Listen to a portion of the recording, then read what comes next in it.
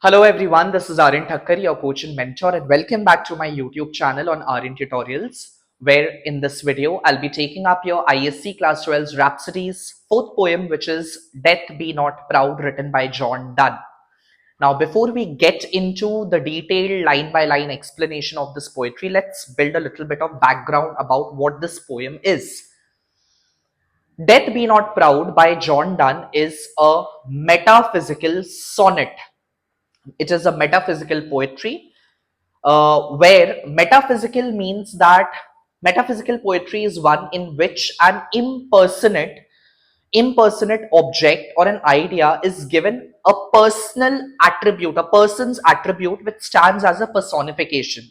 So over here, John Donne has personified death as someone which is incapable of actually killing a person. Generally, when we associate death with a person, that when we say death is approaching to a person, we consider it to be as final. We consider it to be as an ultimate end to a person's life, but actually it is not the case from the perspective of John Donne as we unravel or as we get deeper into the poem. Okay? So first thing first that you need to bear in mind, it is a metaphysical poetry and it is written in the form of a sonnet.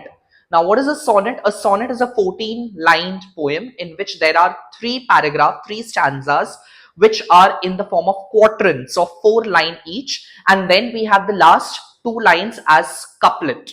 So it is a 14-lined sonnet poem which questions the ultimate exclusivity and finality of death.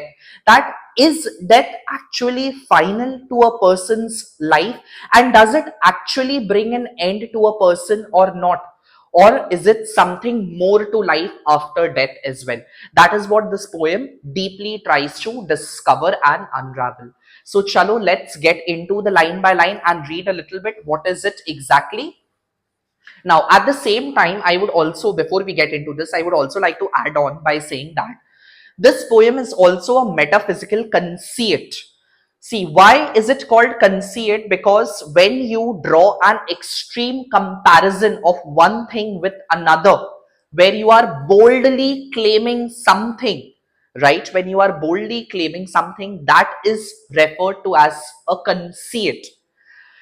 As we get into the poem, we'll get to see that death has been compared to multiple things over here, which I do not want to tell you beforehand. As we discover it, disclose it, I would want you to side by side मेरे साथ आप खुद जानो कि क्या बोलना चाह रहा है. That will justify this poem as a metaphysical conceit. ठीक है. So हम लोग देखेंगे कि डेथ को किस चीज से कंपेयर किया गया है. So, Holy Sonnet number 10, that is Death Be Not Proud, written by John Donne, is set around the theme that death is unable to corrupt the eternal soul. Death is unable to corrupt the eternal soul. So, it is the body which dies post death.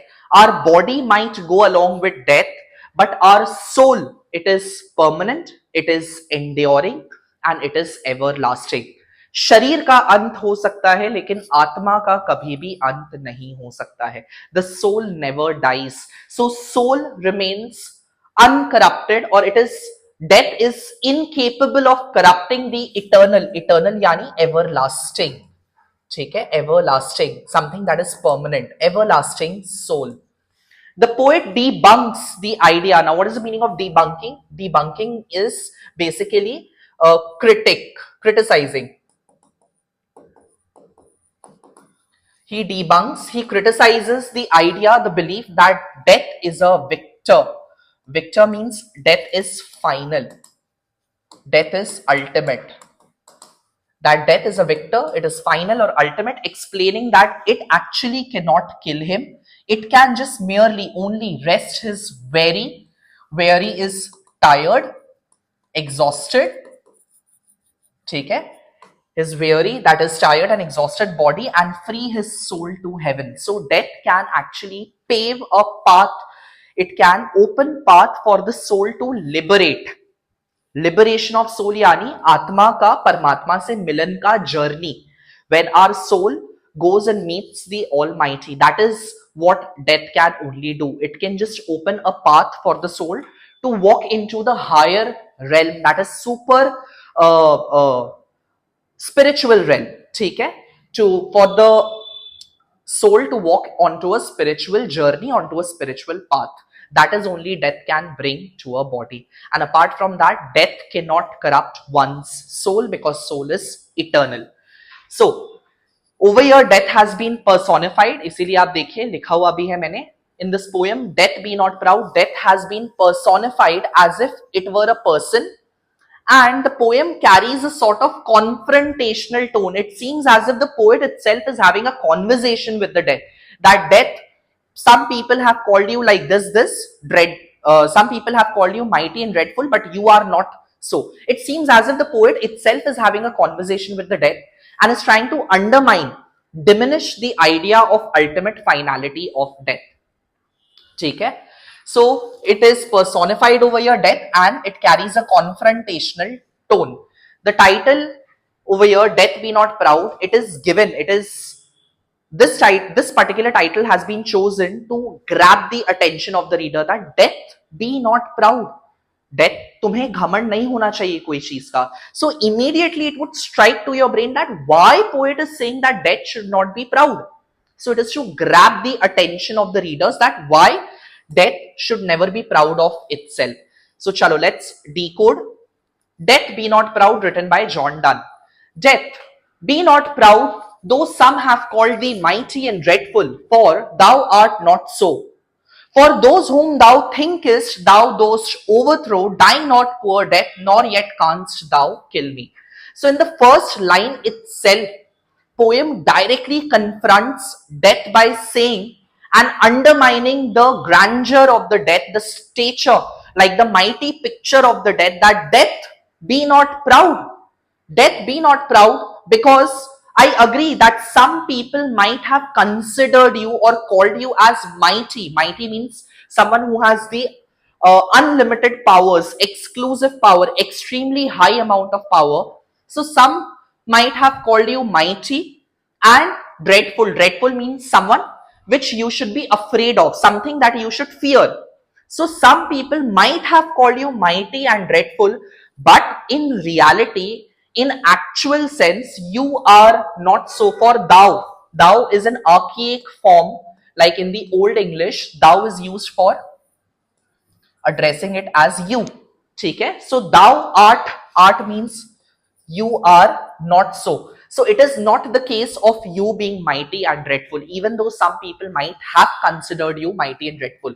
So in the first line, the poet itself is undermining the stature, that is the power, position of death, that you are actually not the way you are addressed or you are perceived by people.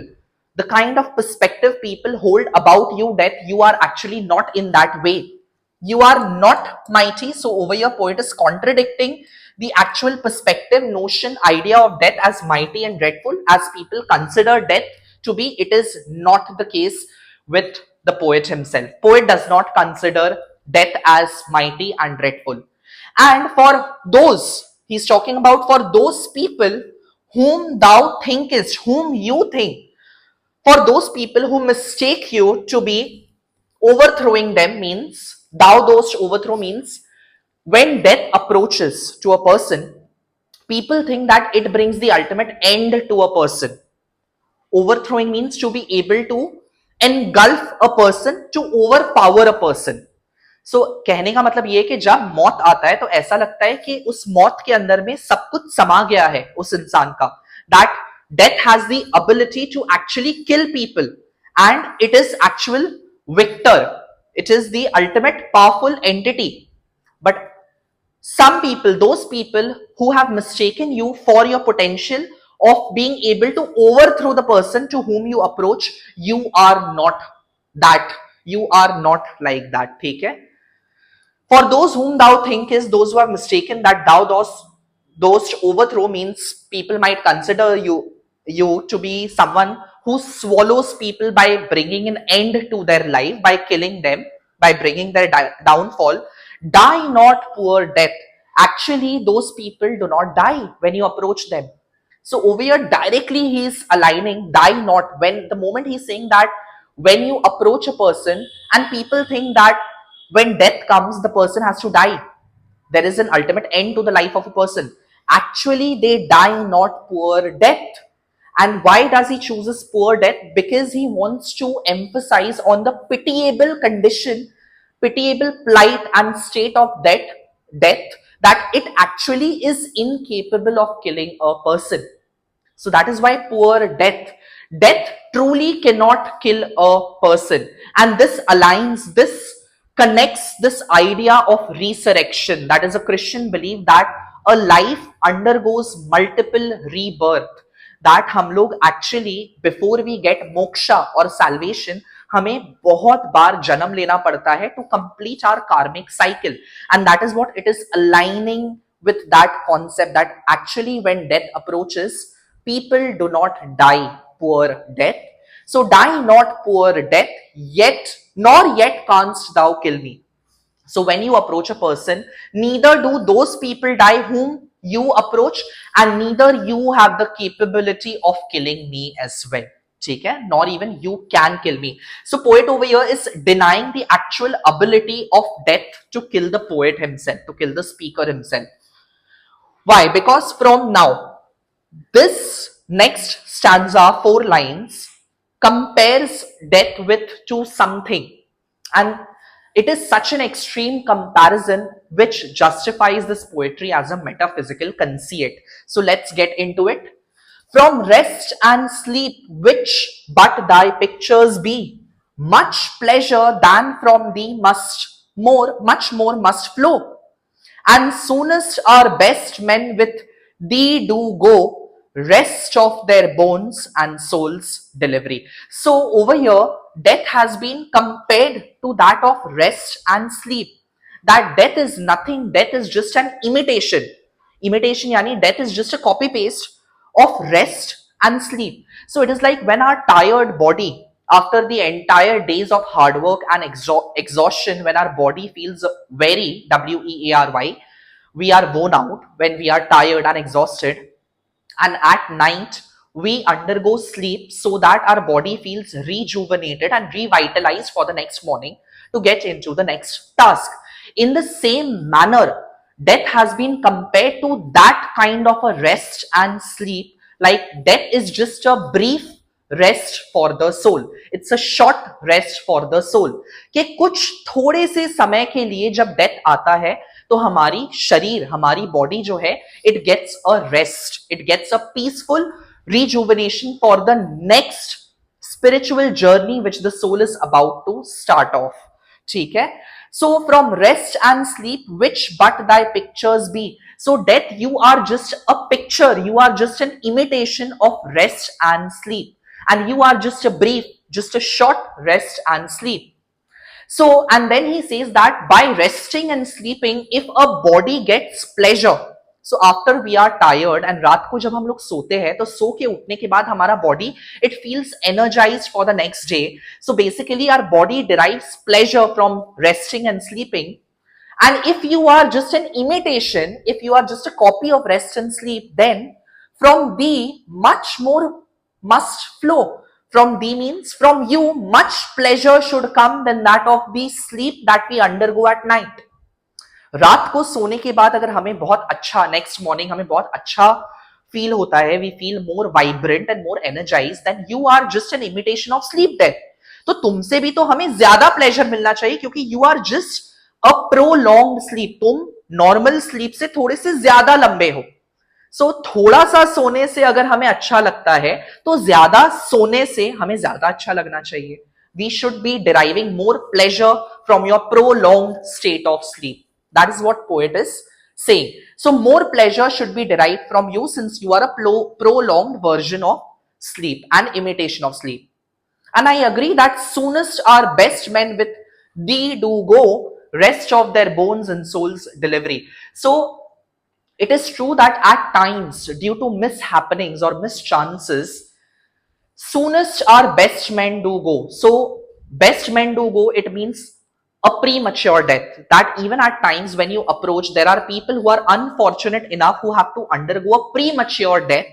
and they die, not leading their natural life, but actually due to any circumstances, unprecedented circumstances, these people have to die earlier than their due death.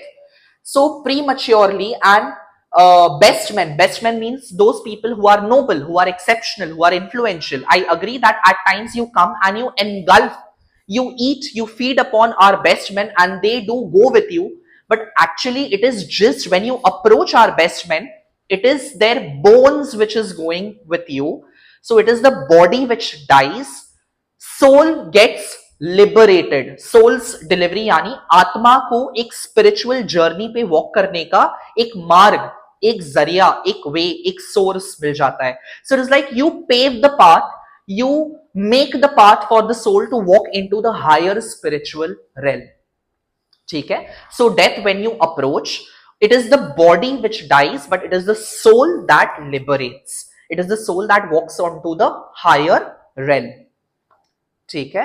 So death releases and delivers the physical body for the soul to liberate. So this is aligning with the liberation of soul.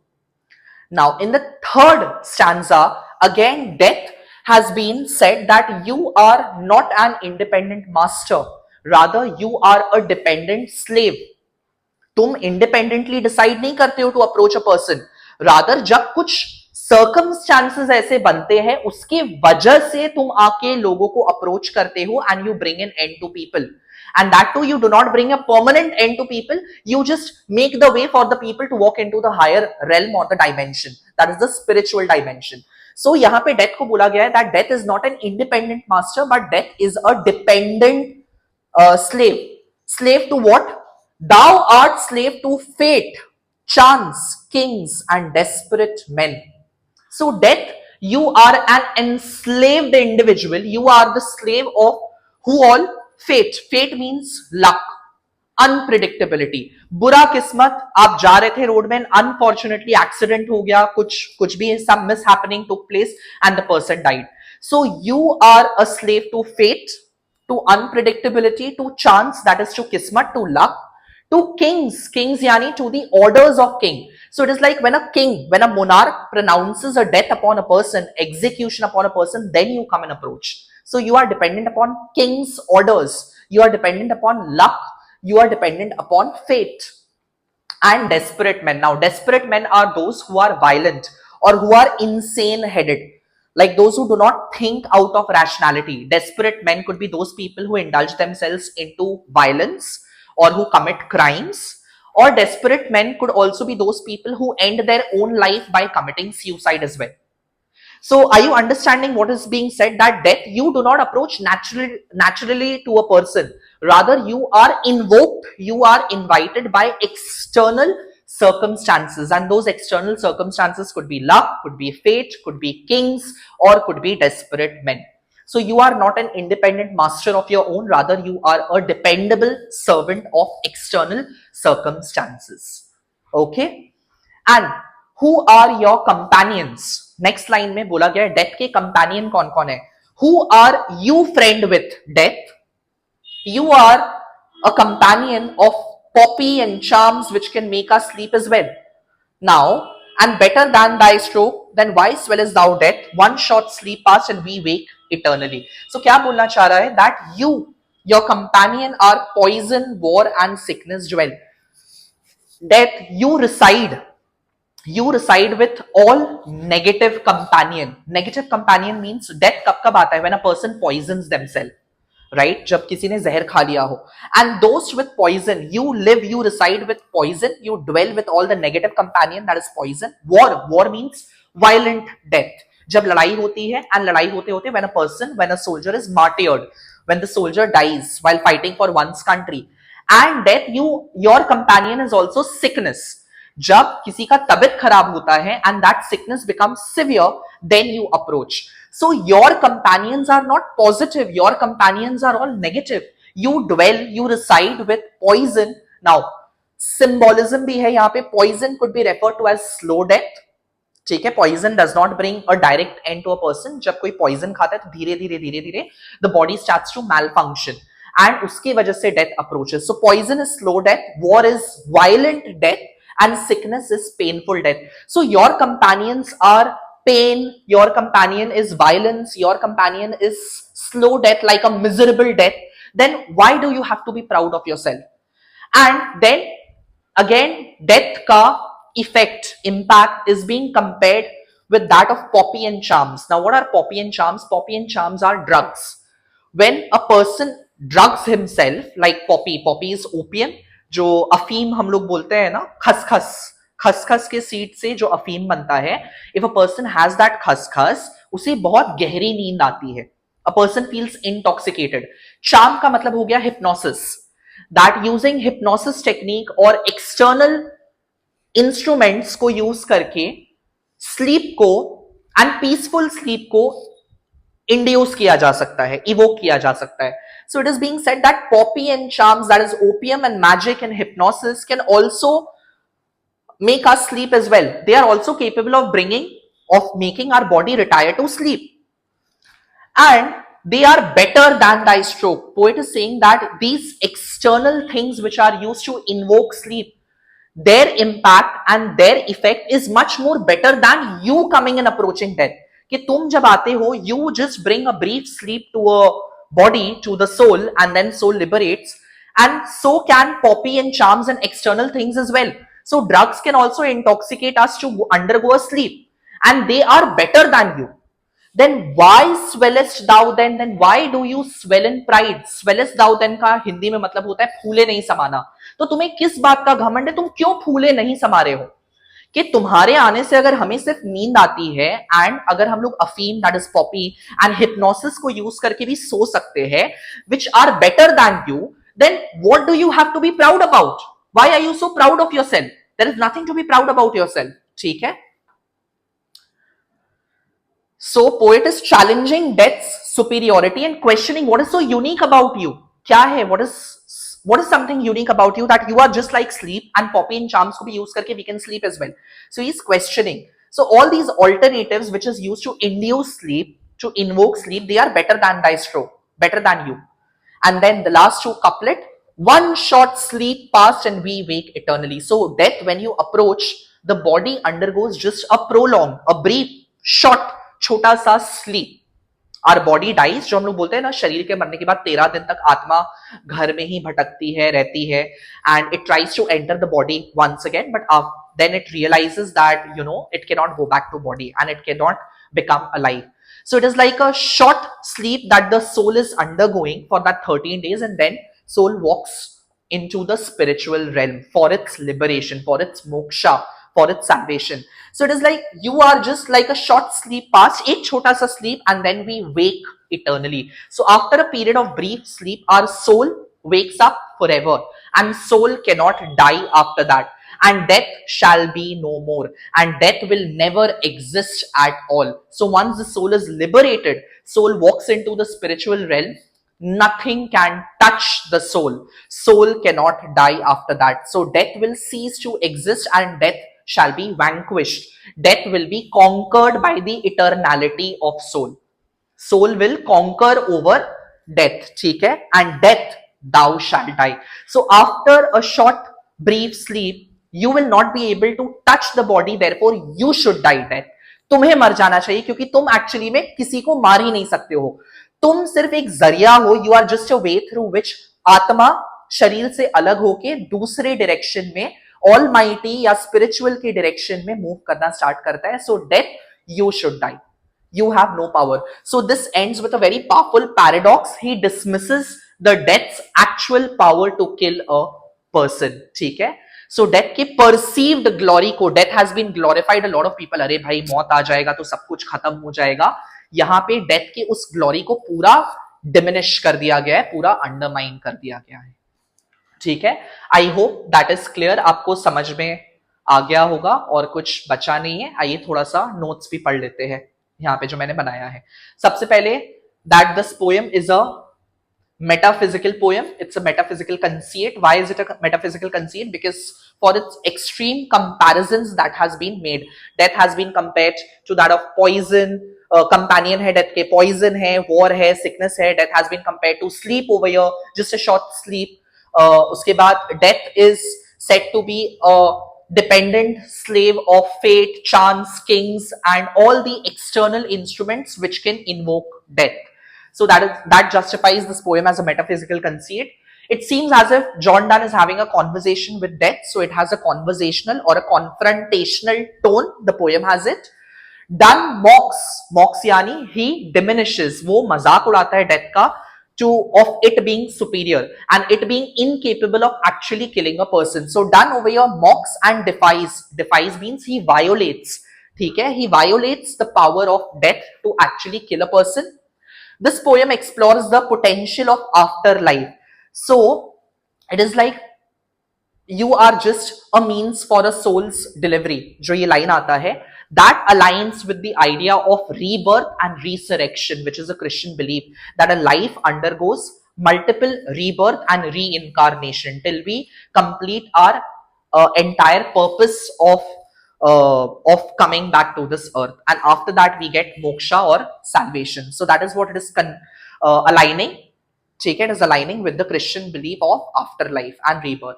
Poet challenges the finality of death, that death being ultimately final and being an ultimate death, it is not the case. Immortality of the soul, it is aligning with the idea that soul is permanent, soul is omnipotent, I would say, ultimately powerful. Soul cannot die. आत्मा का कभी भी अंत नहीं हो सकता है. Incapable of soul to die. Death can only touch the body, but it is the soul that endures, soul that is permanent.